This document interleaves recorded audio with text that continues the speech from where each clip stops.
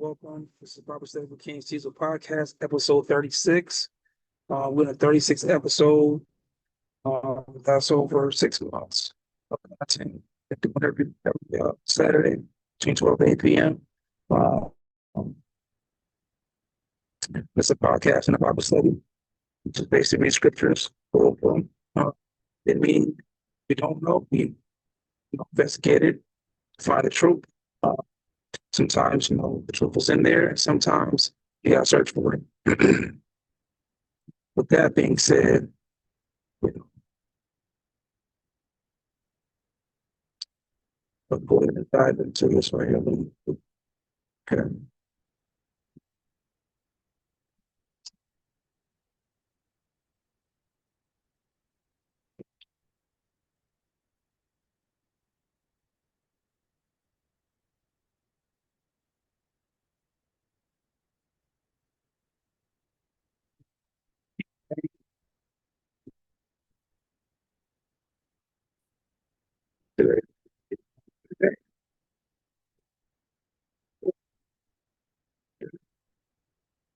Today is going to be think about something.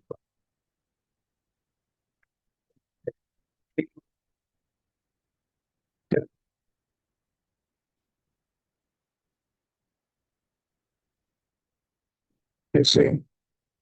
For the think about this part, which would be the Hagar Ishmael story. Okay, the single mother of the Bible that we know of. Let's see. That's Genesis 16, chapter 16. Then we got the second one's going to be the Virgin Mary. That's going to be Jesus' mother.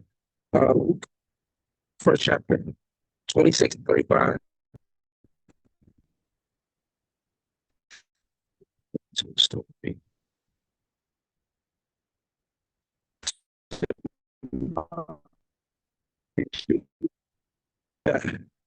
Okay, chapter 19 at Judges.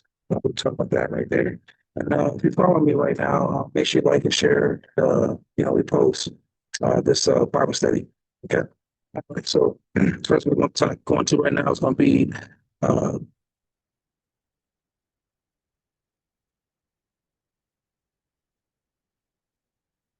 the first single mother. Okay, the Hagar Ishmael story. So be Genesis 16. Yeah, Genesis 16. Let's go Genesis 16.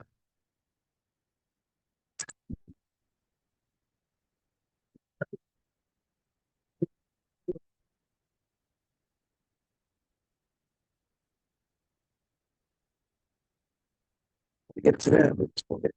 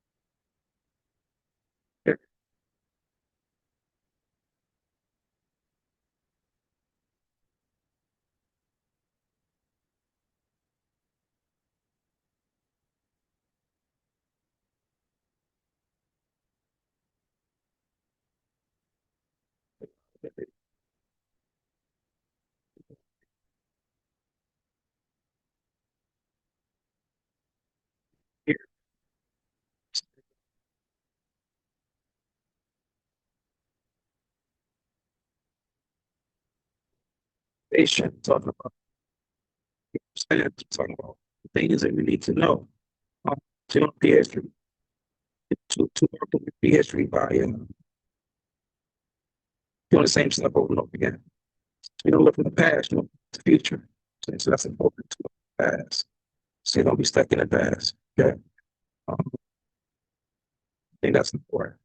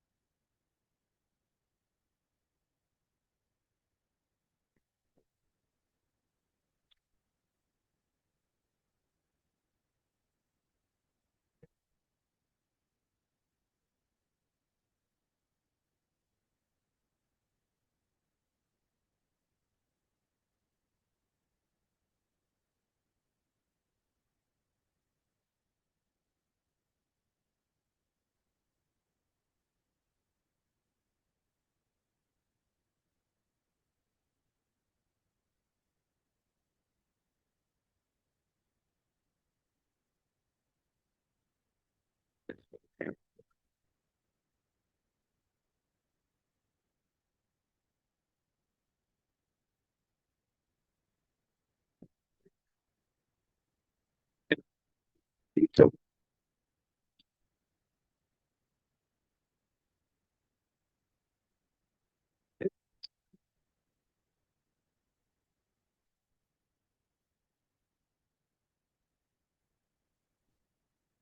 it, there's a lot of misnomers when it comes to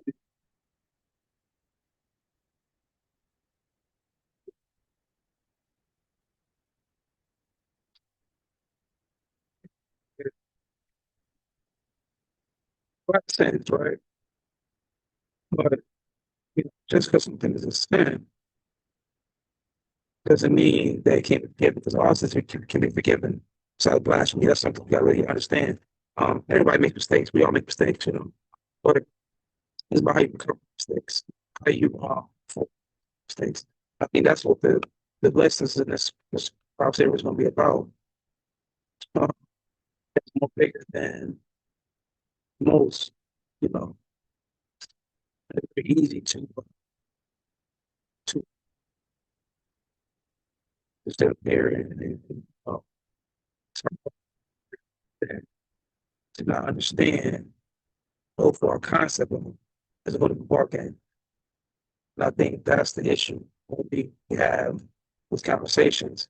It's not to bash nobody. It's not to make anybody feel less than anything. But the truth is the truth. We have to talk about it, and it might be uncomfortable with some people, but that wouldn't be the truth. It wasn't. And I'm here to say and talk about the truth for His word, the scriptures. Teach ourselves the Bible study. We're studying. And I wouldn't make everybody's opinion of it. Sometimes I think people are sensitive to certain topics, and it's not because not because topics are sensitive. They're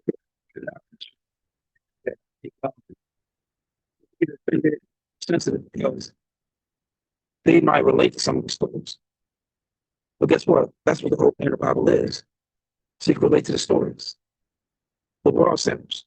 But we can't make excuses to say excuses to say that sin is not a sin. Sin is a sin. Nobody starts that time. Not just wrong or right. We all do, but what would be careful.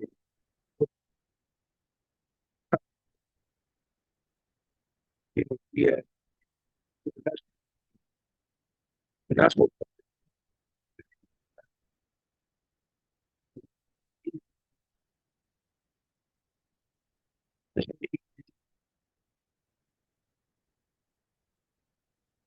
to point the finger at somebody else and not look the fault of your own. I'm saying, it's good to see that, the thorn and somebody's eye, not to walk in your own. Like it says in the Bible, you can't look at somebody's thorn. You got to walk in your own. So, before a man can say a woman's single mother and blame her for being a single mother and use that against her, you have to get the fact of the matter that we're responsible for making her a single mother. Men in general are responsible for leading them. And I think that makes us less of a man for the fact that we're not leading them. And okay, stick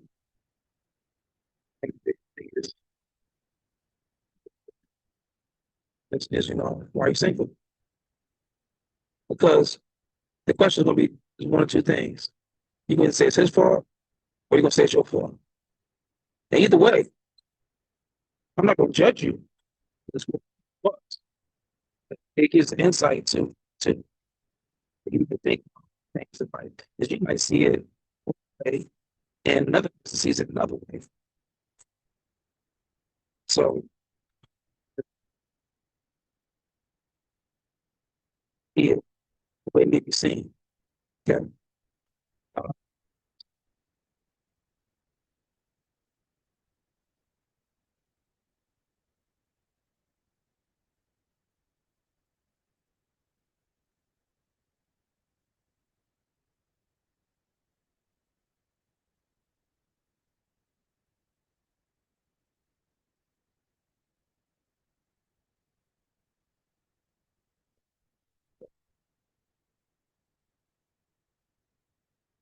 I think that's the main thing that people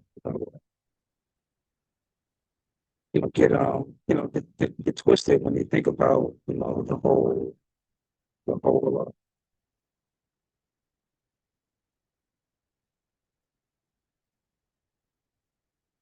whole idea.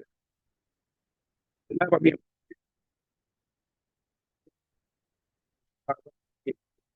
it's about the effects. And think about people sometimes that's just why they keep coming. And then you might say, well, blessings sometimes don't keep coming either. Because, what I'm saying, if you're sinning and you're living in sin, then the blessings don't, God knows your heart, right? But, he knows what you can do. You know how strong you is. If you fall less easily. You know what I'm saying? Um, so you have to, you have to know your intentions. And, a lot of times, it's like, well, ask for somebody, what happened, right? I got to go last week. What happened? Like, how'd you get pregnant? You know what I'm saying? Like, what was the thing that made you say this is my baby father? This is one I want to have kids with. And a lot of them sometimes can't answer that question because they don't know. It was just that moment. You know what I'm saying? They got caught in the moment, caught in the lust, and make a decision. And that decision affects them for the next, rest of their life. And I think that's one of the biggest things I see when it comes down to it. People,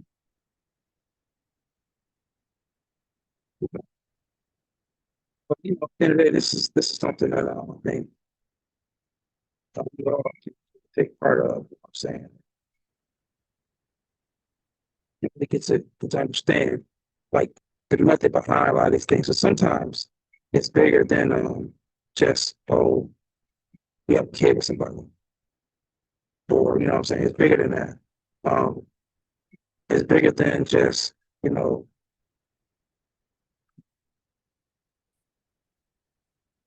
bigger than just making sexual choices. Bigger than that. If it was if fornication is a sin, right? Which it is, but if it causes you to, what I'm saying, to like not get better because you can't control your fornication, well that's a sad thing, right? But I will say then you can overcome anything with God. We'll say that much. You can overcome anything with God.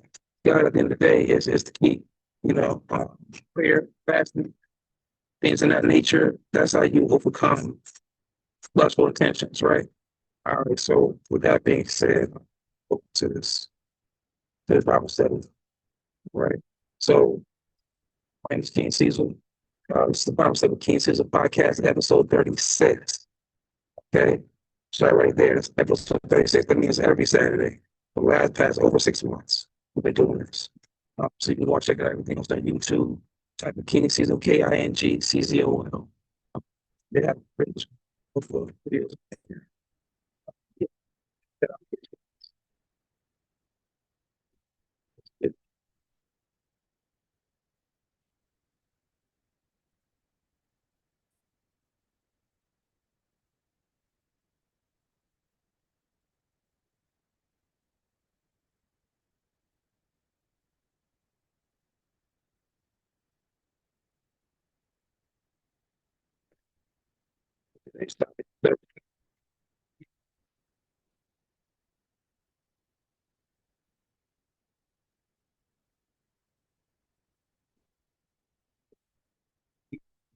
But it's the 16.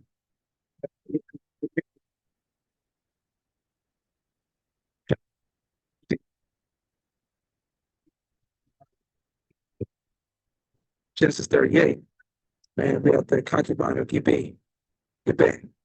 Uh, Gibeah, Joseph 19. That's going to be the four we're going to talk about today. We'll go over the chapters. Let's get into let's start with the first one, which is the Hagar Ishmael story. Genesis 16, with King James. Okay, you ready? It says here, now Sarah, she had an Egyptian maidservant whose name was Hagar. And Sarah said to Abraham, said to Abram, see now, to restrain me from bearing children. Please go to my maid. Please go into my maid. Perhaps I shall obtain children by her. So Sarah is Abraham's wife, which is also Abraham's name change.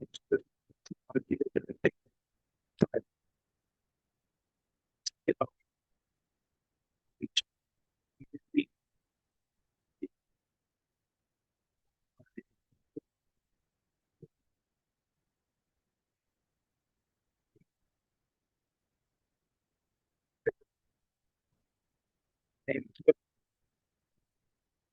to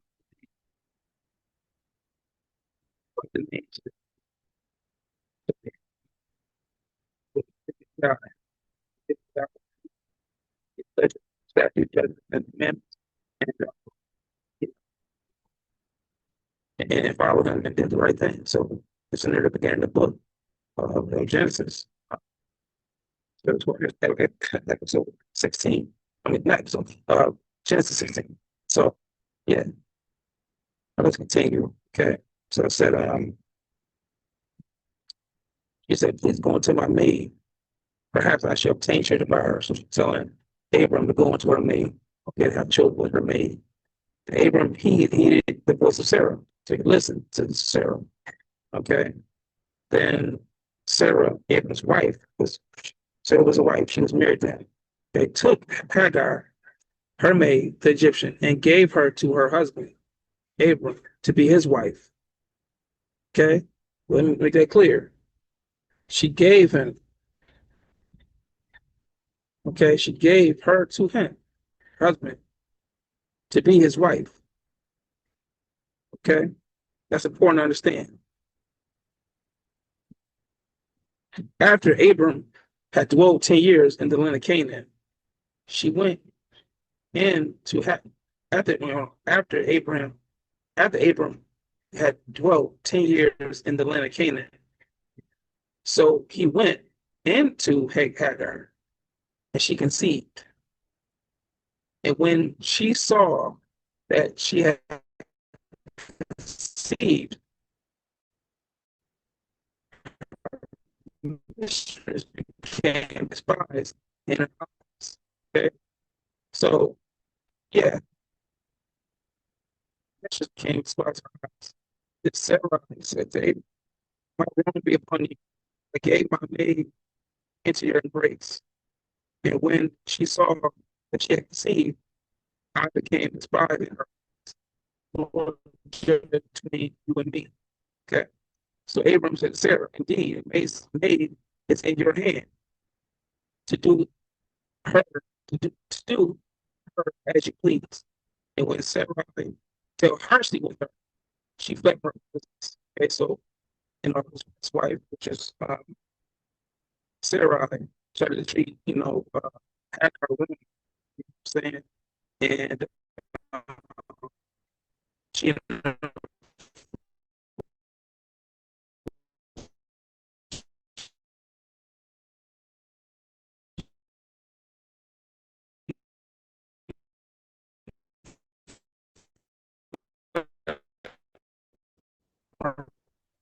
she got she was mad that she had a child. Even though God told her she's gonna have a child. She's an older kid, she can have children. She could have children. Exactly what they were man that things might not be possible. But with God, everything is possible. Like he told God when he told her that she got a kid. Abraham believed it, but you know, she didn't believe it. That's what happened with patience. Patience is a virtue here. You got patience. And patience sometimes people don't have patience, right? And this is where it's happening.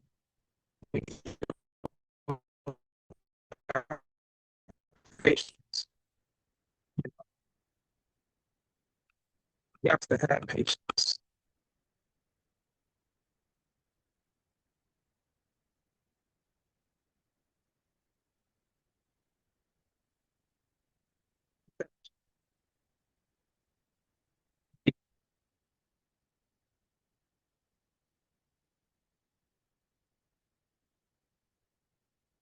Each of the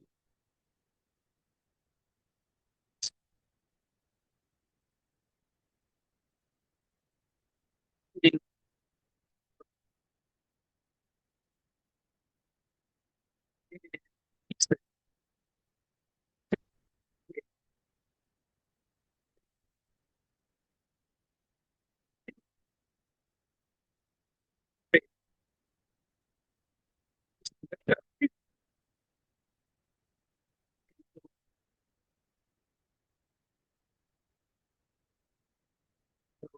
said, the angel Lord said to her, he said to him first, he said, I'm fleeing from the presence of my mistress, Sarah. The angel, the Lord said to her, turn to your mistress and submit yourself by your descendants, okay, exceedingly, so that they shall not be counted for multitude. And the angel of the Lord said to her, behold, you with child, he shall bear a son. He should call his name Ishmael, um, because the Lord has heard your affliction. He should be a wild man, and his hand shall be against every man, and every man against his is him. And he shall dwell in the presence of all his brethren. Then she called the name of the Lord who spoke to her. You are the God who sees. She said, have I have I also here seen him who sees me? For the well was called Beer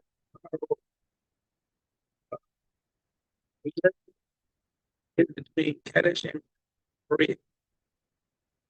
So Hagar Abram his son, and Abram named his son, whom Hagar bore Ishmael.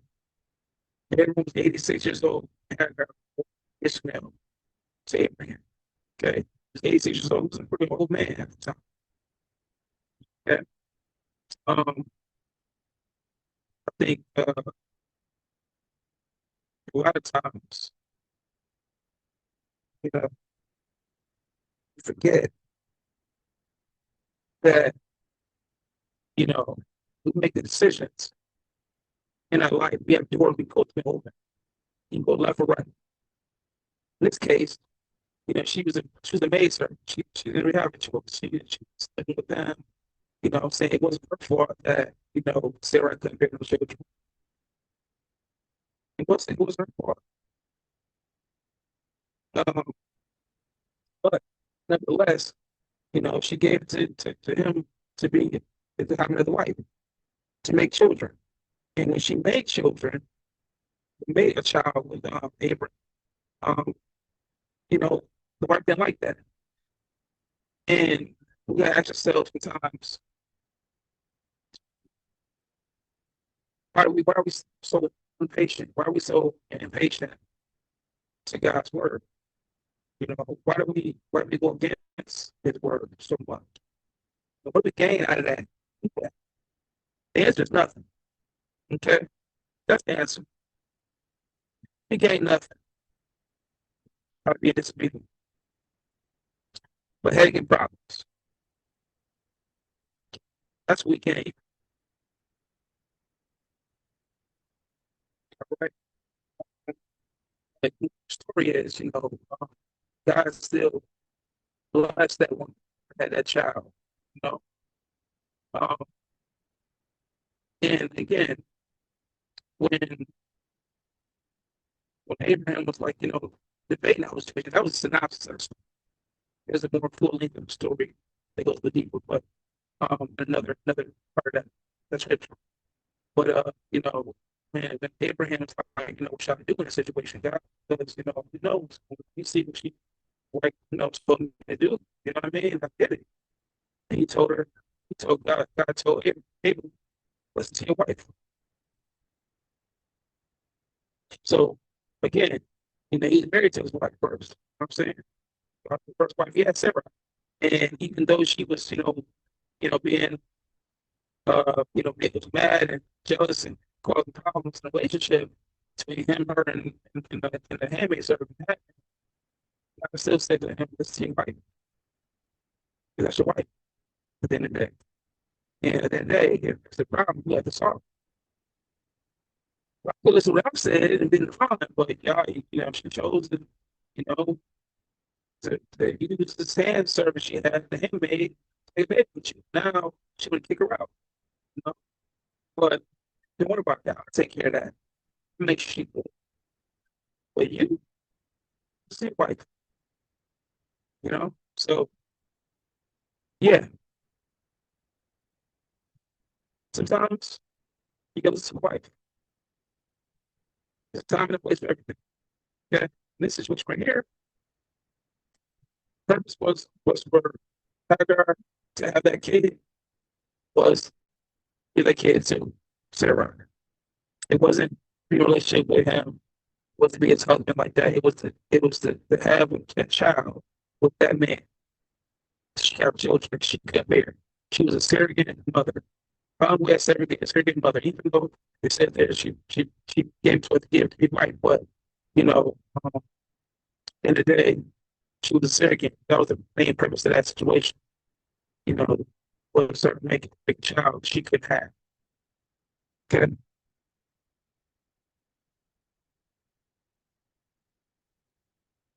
To the next one, Luke chapter 1, verse 26, verse 35. Okay.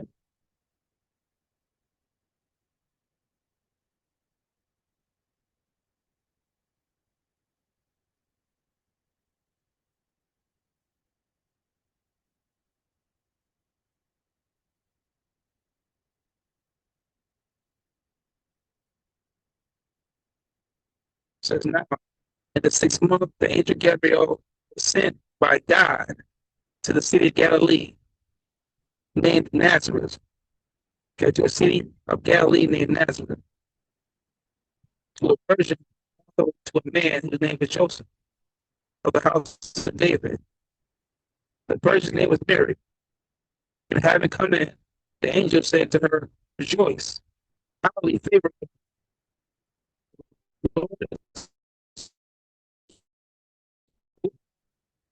blessed you among women.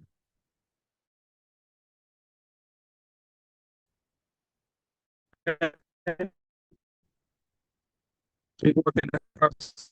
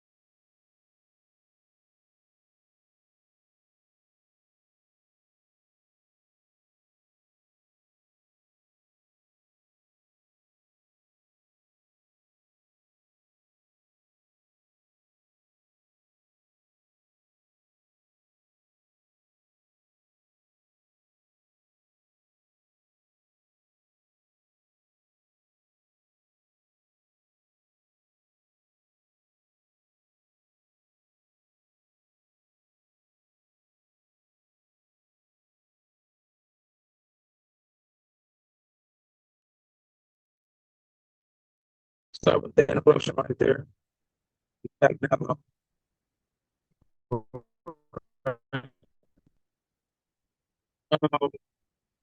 Said you, how can this be?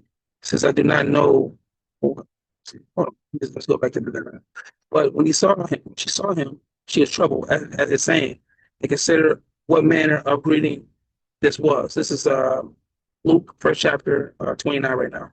Okay. Okay. So, and then it says,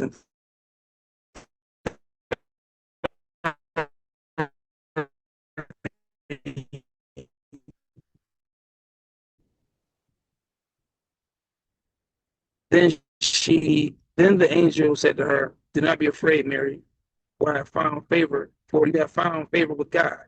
And she found favor with God. Okay. Um, and behold, you conceive in your womb and bring forth a son, and shall call his name Yeshua. He will be great and will be called the Son of the Highest.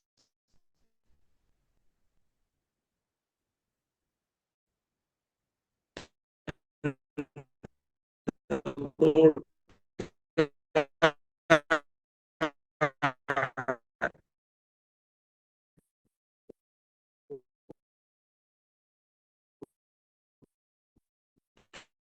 give him the throne ever. And you understand that?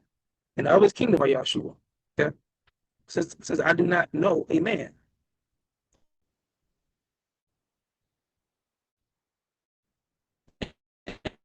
And the angel answered and said to her, the Holy Spirit will come upon you. Therefore, also the Holy One, who is to be born, will be called the Son of God. Now, indeed, Elizabeth, your relative, has also conceived a son in her old age. This is now the 6th month for her, who was called barren. For with God, nothing will be impossible. Then Mary said, behold, the maidservant of the Lord, let it be to me according to your word. And the angel departed from her. She agreed with it. She understood what was going on. And she said, let it be according, let it be what you're saying, let it be true. You know what I mean? And the angel departed from her. Okay. All right. So yeah,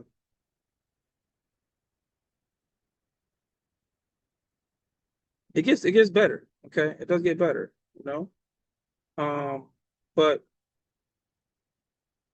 then now Mary arose in those days and went into the hill country with haste, okay, to a city of Judah, and entered the house of Zacharias and greeted Elizabeth. Okay. And it happened when Elizabeth heard the greeting of Mary that the babe leaped in her womb. Okay. The baby leaped in her womb, and Elizabeth was filled with the Holy Spirit. Then she spoke out with a loud voice and said, "Blessed are you among women, and blessed the fruit of your womb. But why is it, but why is this granted to me, that the mother of the Lord should come to me? For indeed, as soon as the voice of your greeting sounded in my ears, the babe leaped in the womb of in the womb in my womb for joy. Blessed is she who believed, for there will be a fulfillment of those things which were told her from the Lord." Okay. Then Mary, had a song. And Mary said, "My soul magnifies the Lord, and the spirit has rejoiced in God my Savior, for he has regarded the lowly state of his maidservant. For behold, henceforth all generations will call me blessed. For he who is mighty has done great things for me, and holy is his name, and his mercy is on those who fear him. From generation to generation, he has shown strength with his arm. He has scattered the proud of the imagination of their hearts. He has put down the mighty from their thrones and exalted the lowly. He has filled the hungry with good things, and the rich he has sent away empty. He has helped his servant Israel in remembrance of his mercy, as he has spoke to our fathers, to Abraham, and to his seed forever." And Mary remained with her for about 3 months and returned to her house.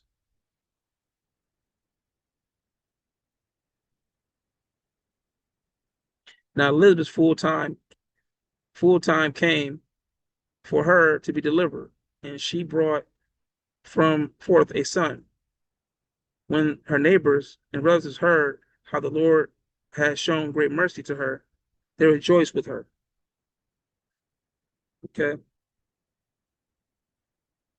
So yeah. Um,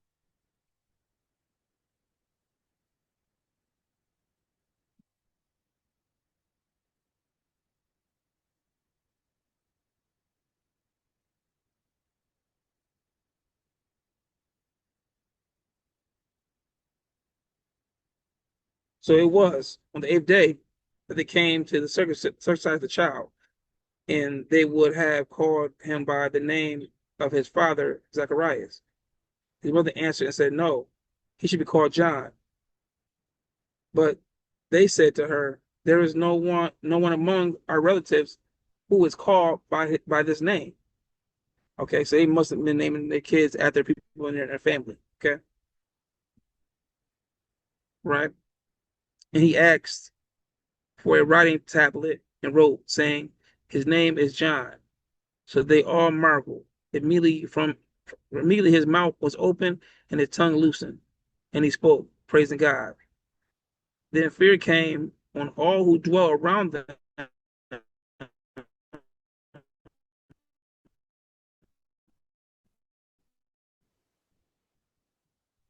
and all the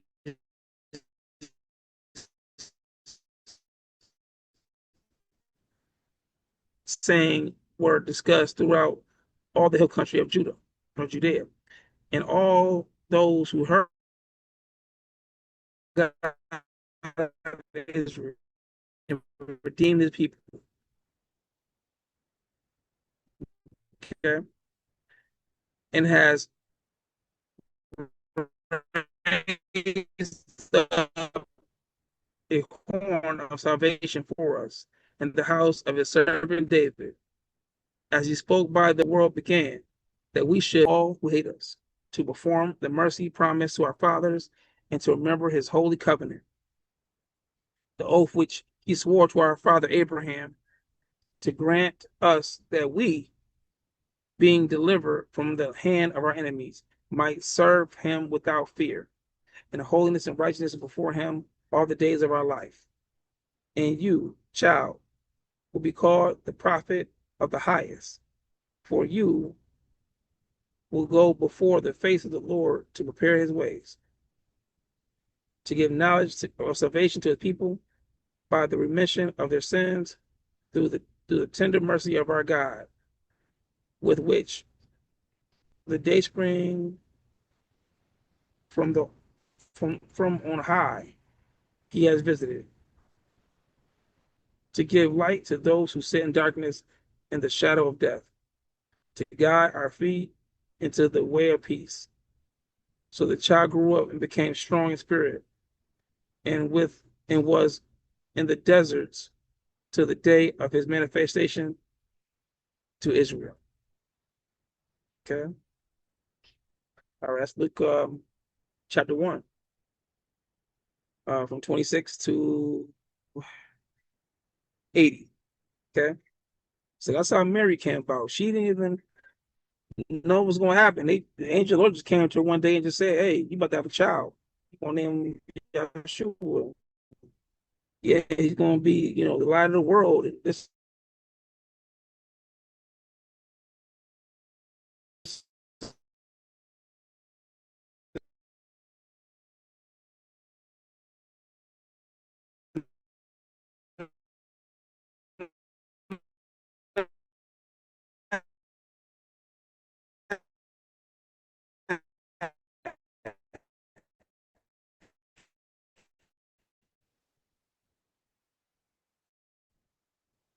she like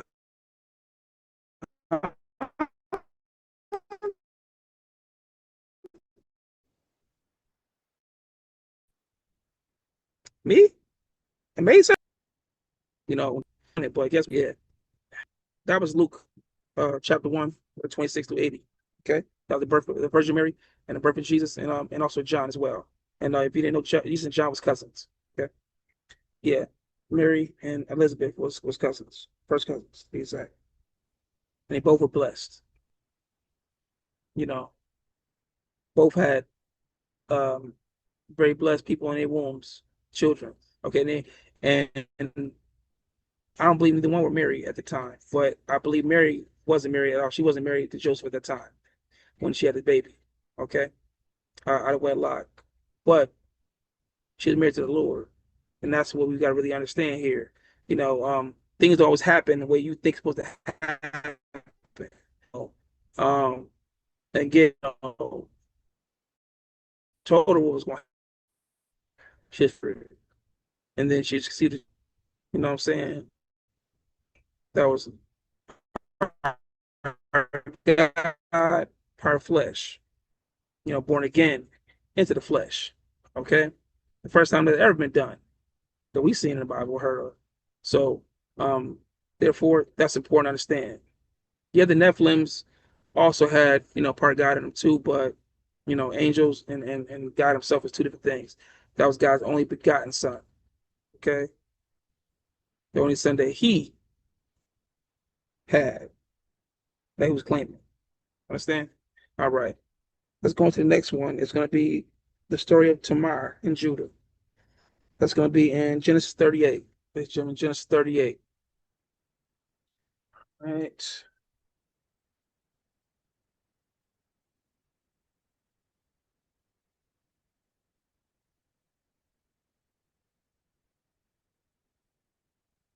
All right. Here we go. And it came to pass at the time that he departed from his brothers,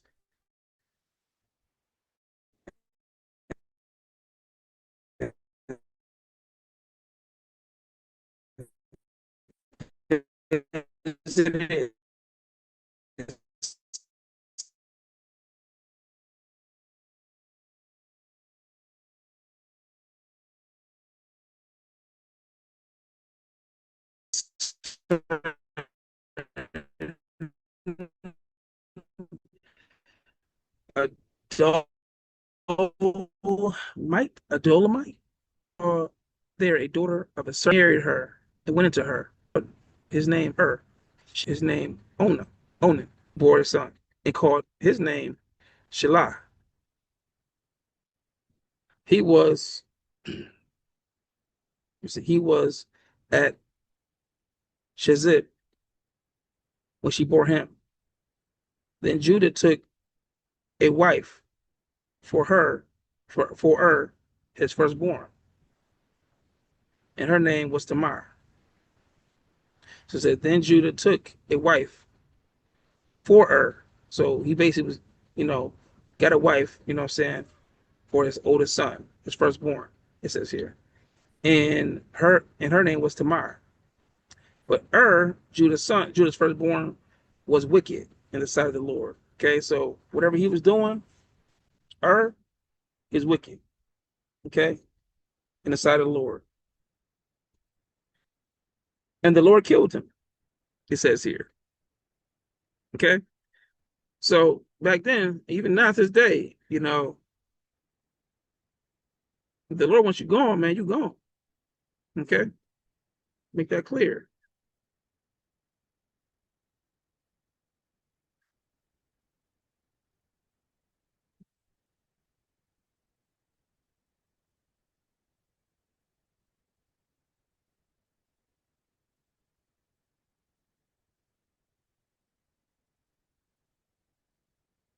Okay, um, let's continue reading here. And Judah said to Owen, go into your brother's wife and marry her, and raise up an heir to your brother. But Owen knew that the heir would not be his. And it came to pass when he went into his brother's wife, so he slept with her. Okay? Because Tamar was married to his brother, but after, death do you part. So when she died, she was no longer, his brother's wife. Okay? So he went into her, right? It says here, all right? But Owen knew, this is verse 9, but Owen knew that the heir would not be his. So he knew that heir would be his brother's kid because his brother was married to her. So back in the day, in the Levirate marriage, your brother, if you died, whatever reason, your brother, and she'd have a child, your brother would, you know, step up and be a stepfather to that child. Okay, a lot of times that happened. Okay, there was nothing wrong with that. All right, let's continue. So Judah said to Owen, go into your brother's wife and marry her. His sons, the second his second youngest, oldest son, their brother. But Owen knew that the heir would not be his. And it came to pass when he went into his brother's wife, okay, so he had sex with her, that he admitted on the ground. Okay, that means he pulled out, shot on the ground. He didn't come inside of her. He didn't make a baby with her. Okay, um, lest he should give her, give it. So he did.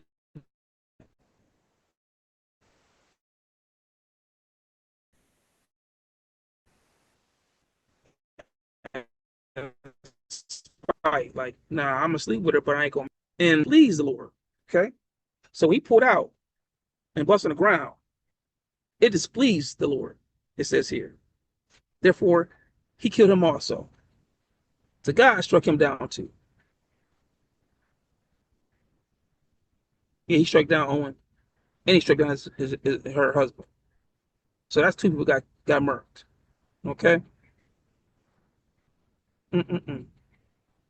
Then Judah said to Tamar, his daughter-in-law, remain a widow in your father's house till my son Shaleh grow old, is grown. For he said, lest he also dies like his brother.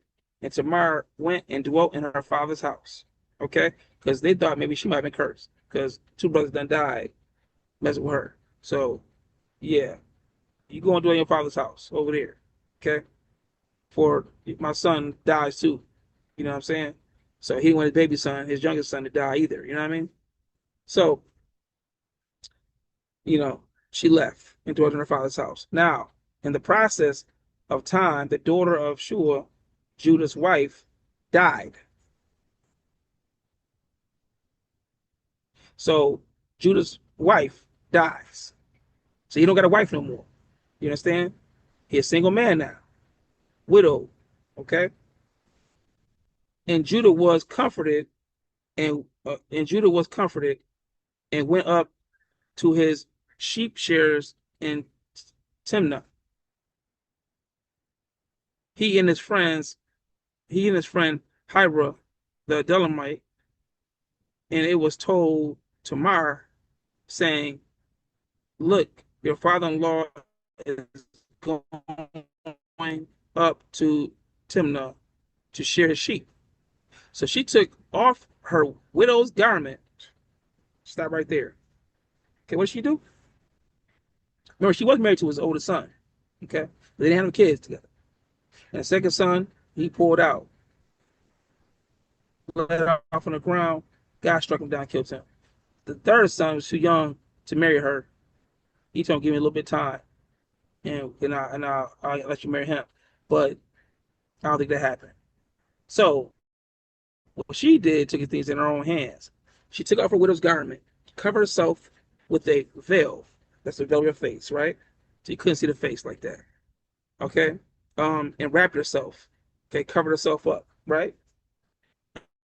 She sat in an open place, which was on the way to Timnah, for she saw that Shalai was grown. She seen that the youngest son was grown now. Okay, and she was not given to him as a wife. So that means Judah didn't keep his word. Okay, he's supposed to keep his word. He didn't keep his word. Okay. Um, when Judah saw her, he thought she was a harlot.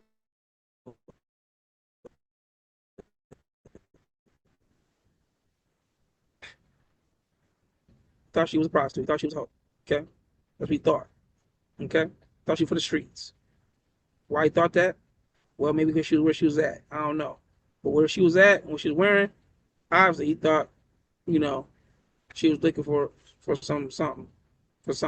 Okay, let's keep going. All right. Um,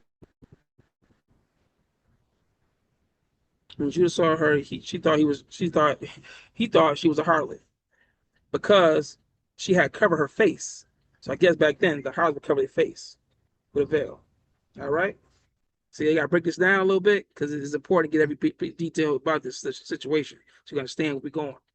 Then he turned to her by the way and said, "Please let me come into you." For he did not know that she was his daughter-in-law. Hmm. So he spent game at it right there. He was like, "Hey, let me hit that." In our language to this day, but back then he said, "Let me come into you." That's what he used to say. It's not funny, but you gotta admit the language is different, but it's still the same. All right. So she said, "What will you give me?" Hmm. That you and he said, "I will send a young goat from my flock." So that was a payment. He was making a purchase. He was making a payment right there. He said, "I'm gonna send a young goat from my flock."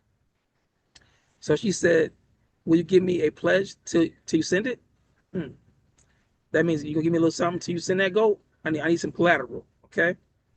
So she said, let me say, yeah. So she said, "Will you give me a pledge till you send it?" Then he said, "Well, pledge me that goat." Okay. I don't know how much your goat was back then, but probably more than $40. I'm just saying. All right. He continued. So she said, "Your signet and cord and your staff that's in your hand." So she wanted to have the staff in his hand, the signet, and a cord. I don't know what that is, but whatever it is something that you can hold, right? Let you know, yeah, this is who it belongs to you. Okay. Then he gave, then he gave them to her, and he went into her. Okay, and she conceived by him. So she arose and went away, and laid aside her veil, and put on the garments of her widowhood. And Judah sent the young goat by the hand of his friend the Adullamite to receive his pledge from the woman's hand, but he did not find her. Then he asked the men of that place, saying, "Where is the harlot who was openly by the roadside?" And they said, "There was no harlot in this place." She changed her clothes back to the widow outfit. Okay.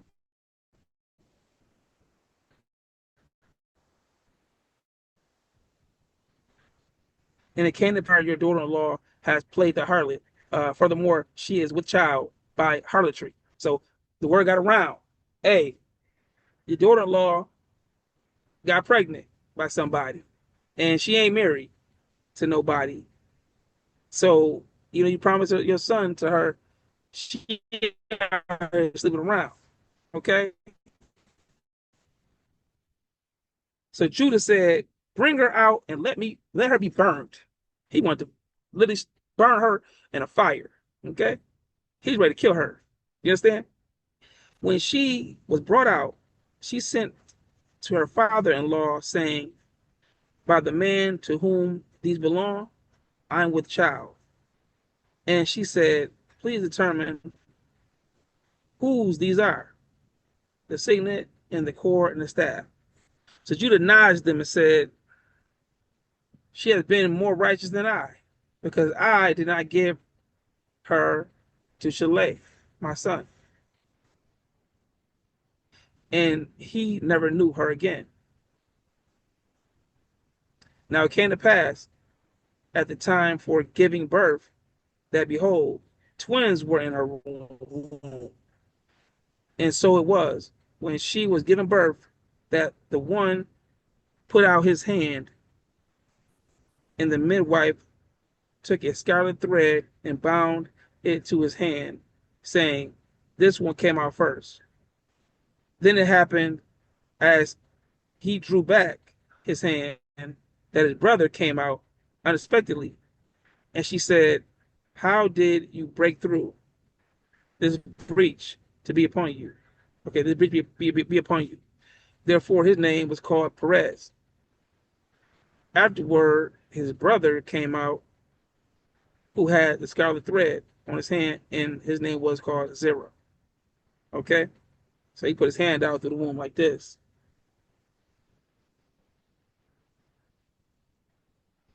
Okay,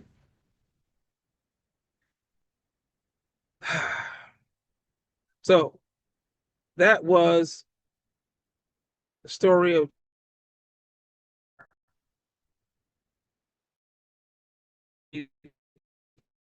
God's.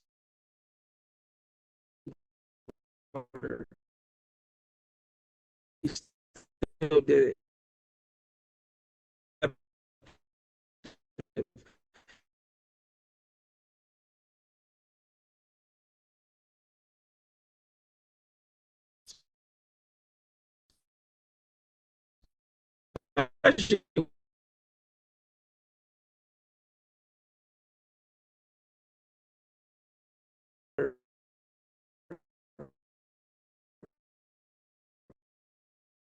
When you get older,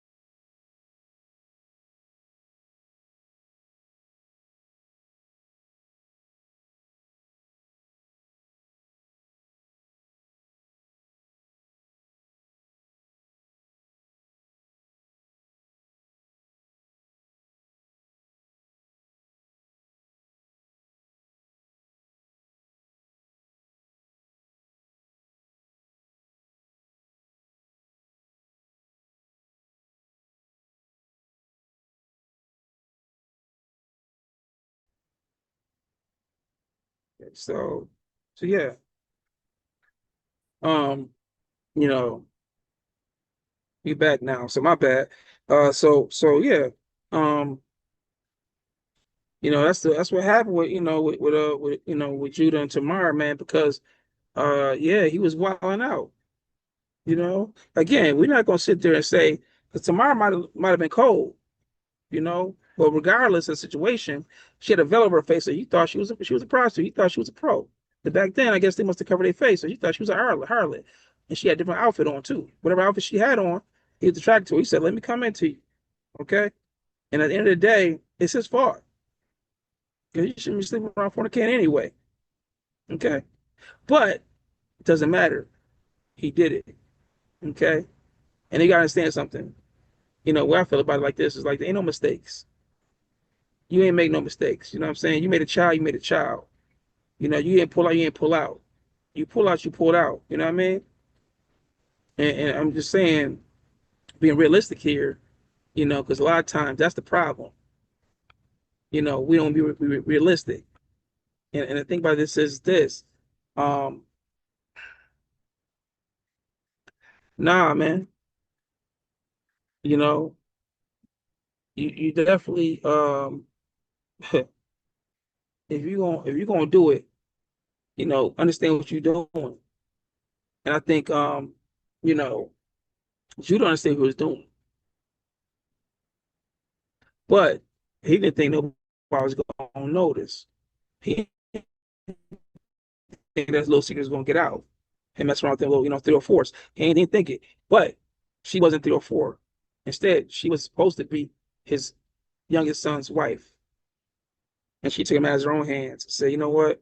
Then I'm gonna make you my baby daddy. The father-in-law. It could have been on Jerry Springer. This whole verse right here, that whole chapter could have been Jerry Springer. That's some Jerry Springer stuff right there. But guess what? It ain't. So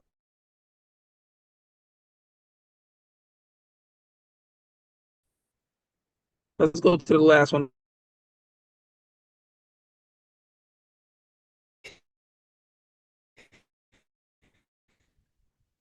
Okay. Gibeah. All right. Let's see here. Okay. Here we go. Let's talk about it. The Levites concubine. Okay. They have got a name for her. Let's throw that out there right now. We don't know her name. We just know she was concubine.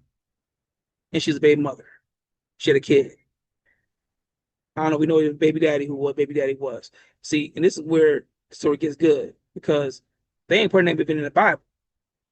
That's the crazy part about it. We know about Mary. We know about Hagar. We know about Tamar. We don't know about this one. We just know the story. So I'm gonna read you the story so we can get to it. Okay, let's get to the story.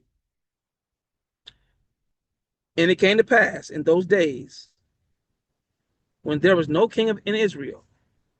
So that means there's nobody to judge, because kings were also judges too. Okay, that there was a certain Levite staying in the remote mountains of Ephraim. Okay, so it was a certain Levite. Levites were part of the priesthood, so they could only have one wife. But this dude right here was staying in the mountains of Ephraim. Okay, so it was the Ephraimites. Okay, which is one of the 12 tribes of Judah, and one of the 12 tribes also the Levites. And the Levites also would live amongst all the tribes, so they would live with every tribe. Every tribe had Levites in there. Okay, so he took himself a concubine from Bethlehem in Judah. Let's go into that. So he took a concubine from Bethlehem in Judah, but his concubine played the harlot against him and went away from him to her father's house in Bethlehem in Judah. Okay, and was there 4 months. 4 whole months, it says here. Then her husband arose and went after her to speak kindly to her and bring her back. So watch this. So she played the harlot. Okay. So the Levite dude was wrong too, because watch this. He went to get a concubine for himself from Bethlehem and Judah. So that ain't where he even live at. Okay. Let's start right there. He went to a whole nother city, a whole other place to get a concubine. He thought he was slick. You ain't slick, bro. You ain't slick. But he went there, okay? Got a concubine that played the harlot so against him. So she was married already. But she played herself, played like she was a harlot. She played like she was a prostitute, right? Okay. So why is she playing like a prostitute when she's married? I don't know. But she seen the Levite dude and she said, yeah, I'm gonna play the harlot against him. Okay? I'm gonna be a hoe for him. All right? And went away from him to her father's house in Bethlehem in Judah. So she went away from him to her father's house in Bethlehem in Judah. Okay? And was there 4 months. 4 whole months, it says. Then her husband arose and went after her to speak kindly to her and bring her back. So she left where she was from, okay, to go to Bethlehem, Judah, to play the harlot. And she ran to the Levite dude, okay?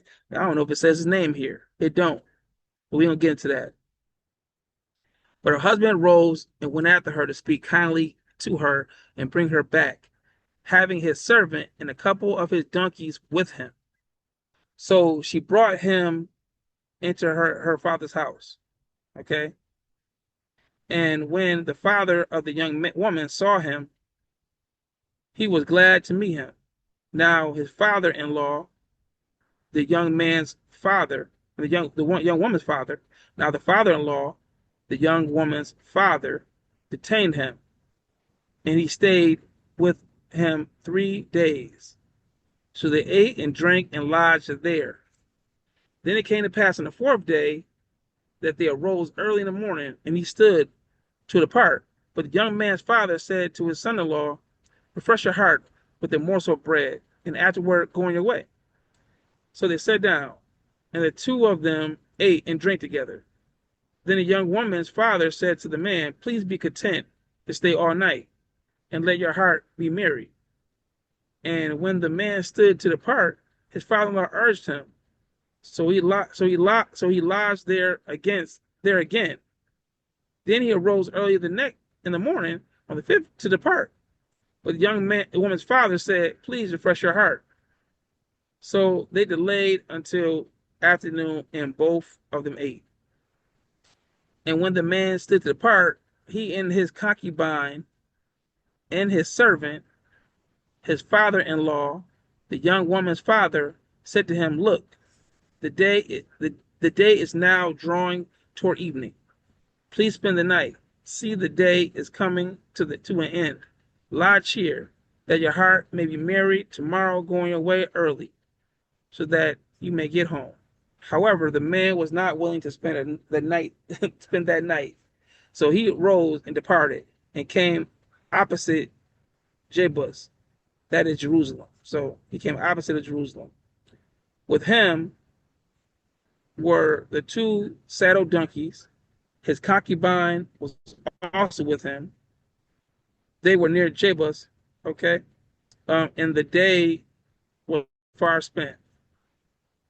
And the servant said to his master, come, please, and let us turn aside into the city of the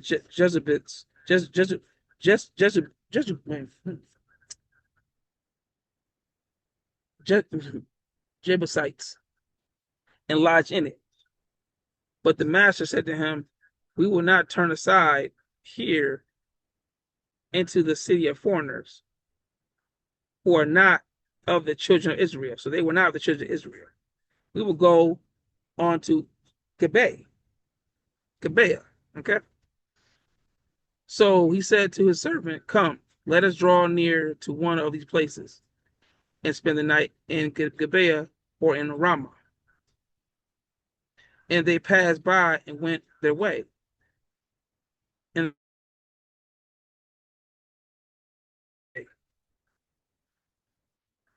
which belongs to Benjamin. So Benjamin is also one of the 12 tribes of Israel. Okay. They turned aside there to go into a lodge in Gibeah. And when he went in, he sat down in the open square of the city, for no one would take them into his house to spend the night. So they tried to get a place to stay. They couldn't find a place to stay. Okay, for the night. Then just then, an old man came in from his work in the field that evening, who also was from the mountains of Ephraim. He was staying in Gibeah, whereas the men of the place were Benjamites. And when he raised his eyes and saw the traveler in the open square of the city, and the old man said, "Where are you going? And where do you come from?" So he said to him, "We are passing from Bethlehem in Judah toward the remote mountains of Ephraim. I am from there. I went to Bethlehem in Judah. Now I'm going to the house of the Lord. But there was no one who will take me into his house. Although we have both straw and fodder for our donkeys, and bread and wine for myself, for your female servant, and the young man who was with your servant, there is no lack of anything." Okay. And the old man said, "Peace be with you. However, let all your needs be my responsibility. Only do not spend the night in the open square." So he brought him into his house and gave him fodder and for the donkeys, and washed their feet and ate and drank. Okay. As they were enjoying themselves, certainly certain men of the city, perverted men. Okay, stop right there. As they were enjoying themselves, suddenly certain men of the city, perverted men, surrounded the house and beat on the door. They spoke to the master of the house, the old man, saying, "Bring out the men who came to your house, that we may know him carnally." So these dudes are homosexuals. Just that right there. Okay? They want to know the men carnally. Why you want to know the men? You ain't want the women, man? What's up, y'all? See, that's why you can't even stay in the open square back in the day, because you don't know what's going to happen to you. You know what I mean? You might just get some Fleece Johnson type of cats pop up on you. You know what I'm saying? Mm-mm. No, no, no. Nobody. They said, "Let me know them currently." Yeah, whatever they just about, whatever they was weird. It was weird. Let's keep going. Okay. But the man and the master of the house, hey, push that button right there. Yeah. Okay, here we go. All right. But the man, the master of the house, went out to them and said to them, "No, my brethren, I beg you, do not act so wickedly." Okay? Don't act so wickedly, because they're acting wicked. Cut it out. Okay? Um, he said, "I beg you, do not act so wickedly. Seeing this man has come into my house, do not commit this outrage." Okay? Because that's outrageous. Okay? Yeah, wow. "Look, here's my virgin daughter and the man's concubine." So he shot off from two women, the concubine, and what else? His virgin daughter. I probably even have virgin daughters. All these people were doing weird stuff they doing back in the days. Okay, they wilding. Okay. "Look, here's my virgin daughter and the man's concubine." Okay. And the man's concubine. "Let me bring them out now. Humble them and do with them as you please. But to this man do not do no such foul thing." No such foul, vile thing. Okay? Foul. That's what vile means, foul. But the men would not heed him. They wouldn't listen to him.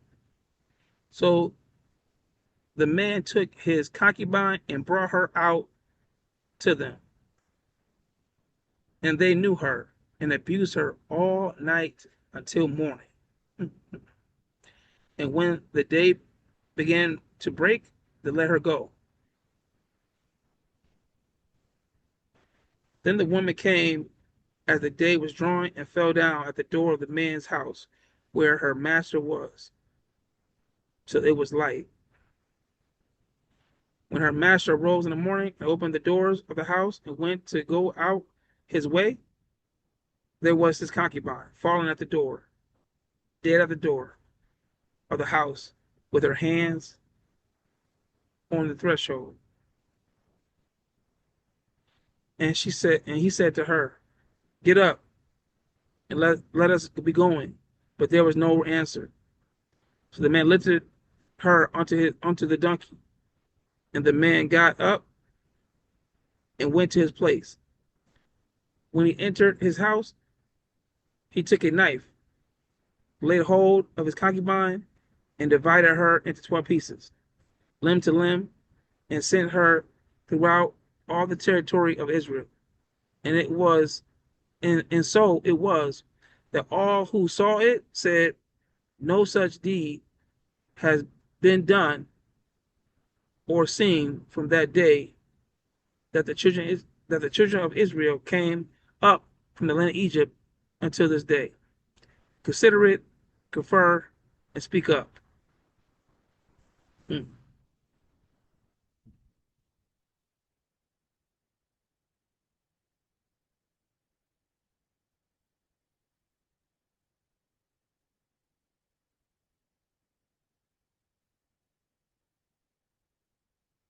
That's a sad story. Let's start right there.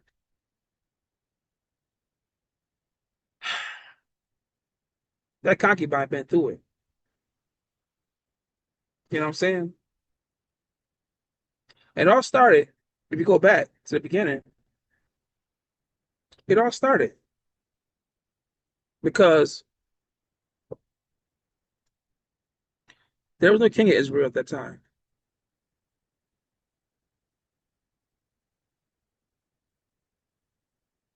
And it also started because that Levite, right, who lived in Ephraim,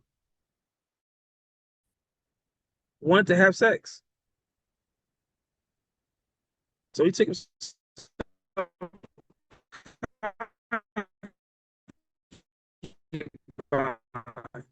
from Bethlehem in Judah, and until he said, "I can't stay there no more." Then they left with his donkeys and everything else, just to go to somewhere else's house in the way and stop in the Jezebites, Jebusites area where these dudes was weird and wicked and wanted to know, want to sleep with the men on some Sodom and Gomorrah stuff. So this stuff been going on for years. This ain't just start. Homosexuality been going on. Okay, and it's still going to this day, and that's why God destroyed Sodom and Gomorrah. Sidebar, because it's been going on since back then. I don't know what's going on, people, man, but this is what happened. This is a story, and after that, okay, they left, went to a place, they stayed at this man's house, this old man's house that was coming back from the field, from a hard day's work. Okay, and he let them stay with him. Said, "Don't stay in the square because the square dangerous, man. Don't stay out there in the middle of the open square for the night. Now you can stay with me. Just, you know what I'm saying. You ain't worry about nothing. I got the donkeys. I got food. I got drink. We gonna chill out, have a good time, and in the morning time you can leave out." But right before he could leave out, okay, some men come knocking at the door, talking about, "Yeah, we see what you got going on over there," and now they wanna, you know what I'm saying. You see my point? That's sad. He telling me, "Oh, man, chill out, yo. Hey, listen, not here, not my house." And dudes ain't trying to hear that. They're like, "Nah. What's up with them dudes in there? Like they just got out of prison or something. Some weird stuff." You know what I mean? And dude said, "You can have my daughter and the concubine. She a virgin too, his daughter." You know what I mean? But don't sleep with that man over there. That man of God. Don't do that. He ain't on that weird ass time with y'all boys is on. They ain't want to hear that though. But eventually they listened and they took the concubine. And they raped her all day and all night. I feel bad for her. I do. Because she even got a name in the Bible. They didn't even give her a name. But she don't pay to be a 304. A lot of people think that stuff is cool to sleep around and sleep with different men and everything else. But look what comes with it. You never know what kind of man you're gonna run into, what kind of men you'll run into. There's a lot of sick ass people out here. And, you know, they sleep with everything. And they sleep with you, they're sadistic, they're sick, they're vile. They'll kill you.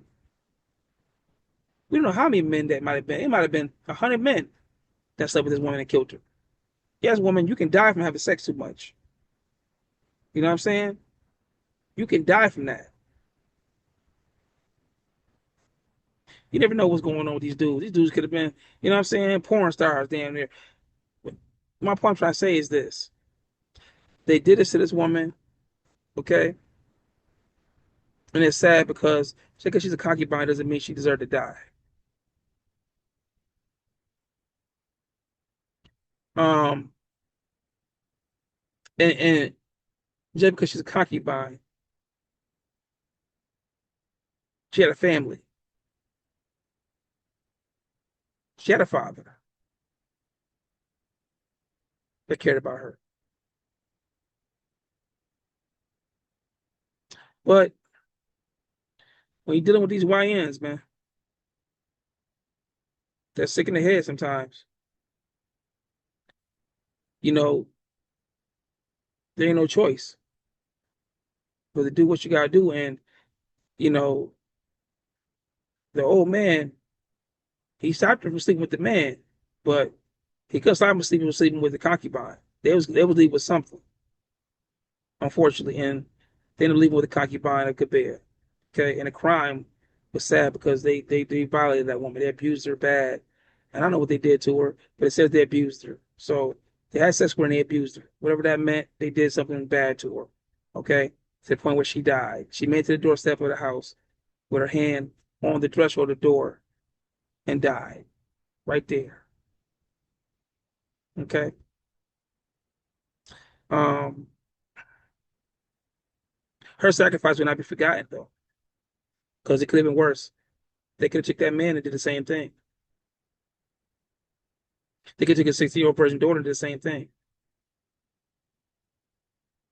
But it's the concubine, which was a woman that,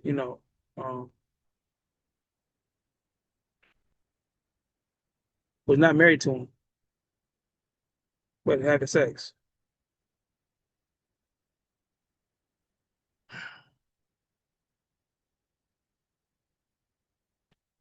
But with all sincerity, when you think about stories like that,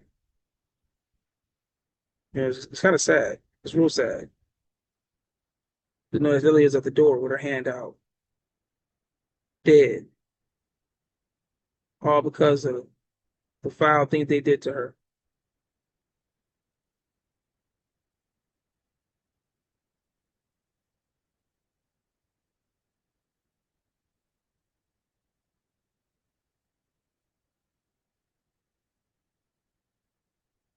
You know, there's really no way to, there's really no way, to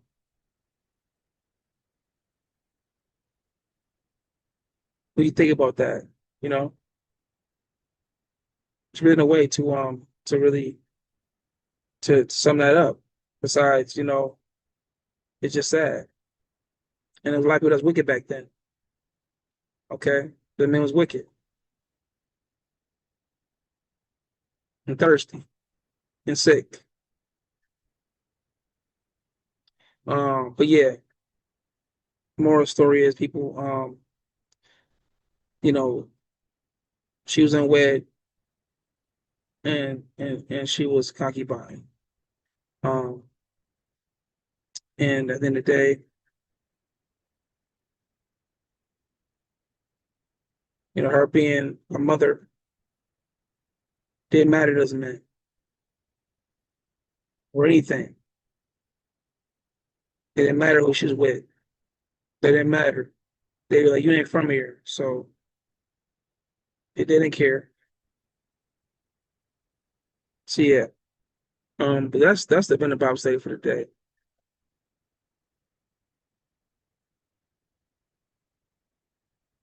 But yeah,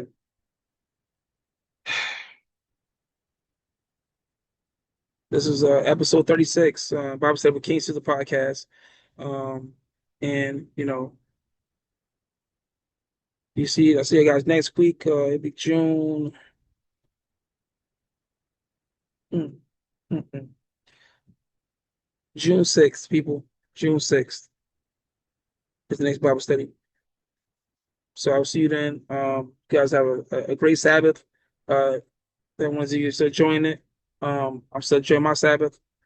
And I'll see you guys next week. Peace and love. You know what I'm saying? Stay prayed up, stay blessed, and have a good night. Be safe. Peace out.